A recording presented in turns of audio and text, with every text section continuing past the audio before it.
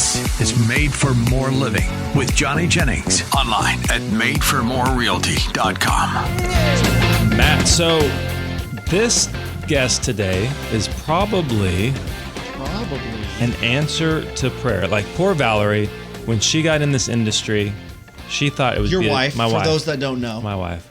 She thought this would be a short-term fix, and then like a short-term position, and then fast forward 10 plus years later, 2.5 babies, and she's still 2.5 babies. Meaning she's pregnant. She's pregnant with the third. You guys didn't literally have a half a baby. No, we didn't have a half a baby, but we've been looking for this person essentially for 10 years. So it's a lot of fun to have on the show. Is this news? Is this like your wife is transitioning out of real estate? No. No, this just gives her the ability to choose to work with who she wants to work with. Oh. In a way that she wants to do it. Nice. Yeah. So less of a grind. But that's why it's so much fun to have on the show today, Shannon Bassham. Thanks for being on the show, Shannon. Thank you for having me. Shannon Bassham. Bassham, you got it. And so real quick, do you know how we found you or how we So she works for you. She does. Shannon works for us. Yeah. In what capacity? Yeah, so Shannon, what do you do for us?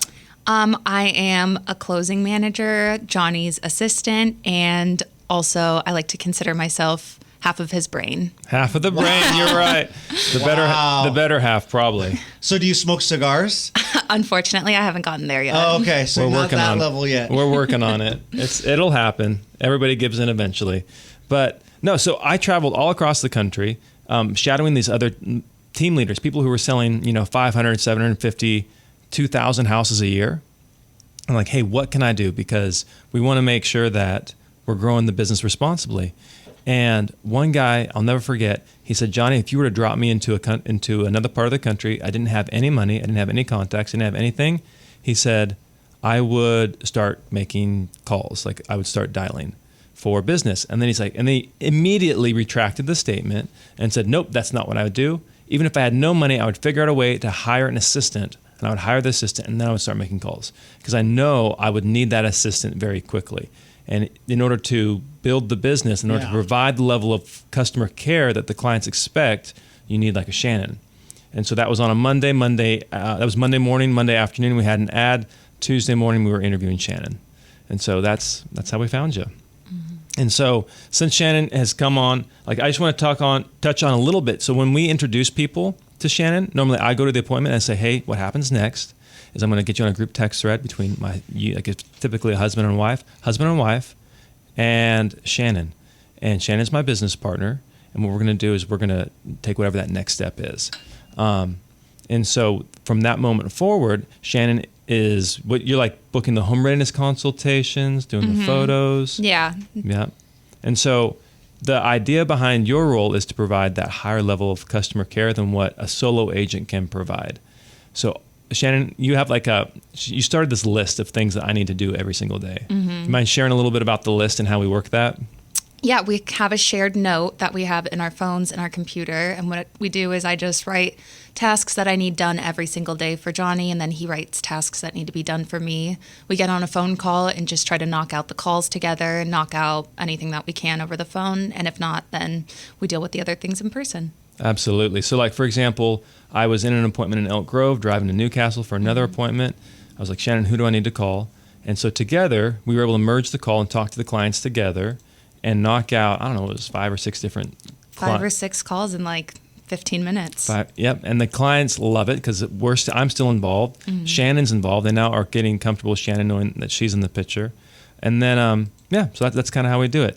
So something else that Shannon has begun implementing with us is we used to do weekly success calls is what I called them. But now we've upped it. So instead of it being like a once a week touch point with the home sellers, it's 3 times a week. And so Shannon, you might how do we do that? Yeah, so normally our process now is Monday, Wednesday, Friday. Mm-hmm. Monday, just sending a quick text going over the activity that's been happening over the weekend and just seeing if they have any questions. Wednesday, we go over a market update with a phone call, going over any feedback that we have received in the past week, also how many views they've gotten on their house or anything. And Friday, we touch base about the open house, see if they have any questions, and yeah. And there you go. So 3 times a week. That's really hard to do as a solo agent. Like Sure. they're out running around, Yeah. they're showing buyers, they're trying to stay on top of everything. They have a bunch of plates spinning, but our sellers are getting 3 touch points every single week. And one of them is like a written report. And so it's just a high level of Sure. communication, which that's the number one complaint I've heard over the 10 plus years we've been doing this is the number one complaint with real estate agents is lack of communication. Well, because in this industry, you would probably agree with this. It's all about relationships. And that's true of really many industries, most industries, I would argue. Even here in radio, it's about relationships. Yeah. And it's tough to maintain relationships. It's one reason I don't have a ton of friends, because it takes a lot of work to maintain those relationships. I don't And think just that's don't the have only time. reason. I don't think that's the only That's not reason. the only Matt. reason? Yeah. Okay, whatever. But it takes a lot of work to maintain those relationships. So It does. maybe that's what I needed. I'd have more friends if I had an assistant like Shannon here. If you had a If you're Shannon. available in the evenings, maybe you can help manage my friendships. But it's true, though, because your clients, you have them because of that relationship. You know, it's Yeah. obviously all the services that you're providing and everything. But this is a huge transaction in someone's life, and they want that emotional, relational touch. And if you're too busy to do that because you're working on something else, then, you know, they feel like they're not being taken care of. Yeah. And so when you have someone that's specifically managing that, oh my gosh, that seems like a huge advantage. Absolutely. And so when I'm meeting people, like they're hiring me because they trust me, right? And they trust the process that I've lined out for them. And then in order for me to maintain that trust, I have to deliver on what I said I was going to do. Yeah. And so often people I've met with, you know, they have worked with an agent who has promised the moon and under delivered. And so our goal is to overpromise, over-deliver, and that's why Shannon's there. Yeah. In fact, so for example, some quick success stories from Shannon.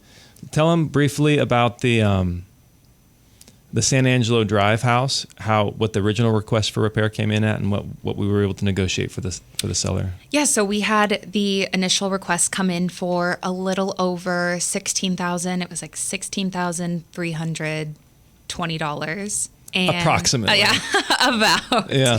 And yeah, I just had said that we should probably go back and just do $10,000, just trying to get a better deal for them. The repairs that they were asking for were not too important. So we went back with that and ended up doing a little bit of a price reduction and a credit for about $6,000. So it ended up being $10,000. Well, what's really cool about what they also wanted some of the work done, I think, too. And what Shannon was able to negotiate was that credit, so that way it didn't slow down the closing. Because if you start opening things up, if you start initiating repairs, sometimes there's more that needs to be repaired. Yeah. And so those bills grow. So we're like, nope, let's just do a price credit, a price adjustment, and so we were able to negotiate that. So that saved that seller $6,000. And then was it Zephyr? Wasn't Zephyr another good one? Yeah, that was another one. They asked for a little over $13,000, and we got them down to $5,000. I went on a call with the seller, and she said that was what she wanted to go back with. I called the agent. We got it done. There you go. So people always talk about, hey, what do you charge? What do you charge? And they're always fixated on what the agent charges, but there's so much value that agent brings, and that's why we hired Shannon. She's not new to the industry. We have this. I call it like a 2-person business card. And so at the end of every listing appointment, I say, what happens next is, here's my contact info, here's Shannon's contact info, here's what's going to happen next on this 2-person business card. And it just gives the customer that peace of mind. But when they're looking at it, they're like, I can see in their eyes that, because they're sitting across from me, I'm getting some salt and the pepper now, but they're looking at Shannon or Valerie's picture and they're like, how old? Like some people have called me up. Is she good? How good is she? Has she done this before? And depending on my relationship with the person, I'll be like, no, she's brand new. She's never done this before. But if they're like legitimately concerned, it's like Shannon's been doing this for years. Like about how many transactions in your real estate history would you say you've personally been involved with? That I've personally touched on, I would say it would be about 600 transactions. Yeah. So a lot of transactions. Do you ever find that someone is bothered that you're providing too much information, you're providing too many touch points? It's like, okay, back off, you're reaching out too much. Or do you find that you never reach that point that folks love that constant communication and always staying in touch with them. What do you think, Shannon? So I think that's something that we're working on now. A, I don't think that they've ever seen too much, but B, we're also trying to make our systems be a little bit more proficient, giving them documents that's not going to overwhelm them, and just kind of being there every step of the way for them. That's a really good point, because a lot of this, like the seller disclosures, for example, can seem stressful when they're getting their house ready to the market. And that's something else we do that's different, is we actually pay for, like, we call it a home readiness consultation, or it can be like a designer comes in and gives the homeowner tips on how to get the house ready for the market. And that list of tips can be a little bit overwhelming sometimes. So even though I tell them you can do all the things, you can do none of the things. We're just here to help, guide you and facilitate this for you. Sometimes you're right, Shannon. It can be a little overwhelming, the amount of communication. And to answer your question, the only time I've ever gotten pushback on the communication is when they're hearing things they don't want to hear, right? And so when I'm constantly saying, or Shannon's communicating, hey, the feedback is you need to get rid of the cat smell. Like they don't like hearing that over and over again. Or, hey, you need to do a price adjustment. Or the house needs to be more available to be shown than 3 to 5 on a Wednesday. Right. Like that's kind of where they get frustrated. But that's just an ongoing conversation. Sure. Yeah. Hey, when we come back from the break, I have a challenging question for you, Shannon. All right. I'd love to hear your response. Let's do it. We are just weeks away from the year 2026. Can you believe it? Wouldn't it be great to start off this new year on the ground running? Well, it can happen with our friend Johnny Jennings with Made for More Realty. He can either have your home already sold or everything in place before we even hit 2026. So if you want to find more information and find out how you can get at least 3 cash offers on your home in as-is condition, or read some of their 1,000 5-star Google reviews, just Google Johnny Jennings with Made for More Realty and get more for your home.